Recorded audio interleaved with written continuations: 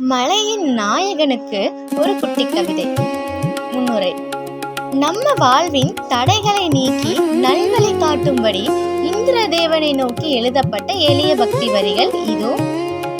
தேவர்களின் அரசனே இந்திரனே, வானுலகை ஆளும் தலைவனே, ஐராவத யானை மேல் வருபவனே, ஐயப்பனுக்காக புலியாக வந்தவனே, கண்ணியர் மனதை கவரும் கல்வனே, அழகிய கலை நடனம் ரசிப்பவனே, மலை தந்து பூமியை காப்பவனே, அழகிய சொர்க்கத்தின் கடவுளே, சொர்க்கத்தின் பாதையில் நான் நடக்க நல்வழி காட்டி அருள் செய்வாய்.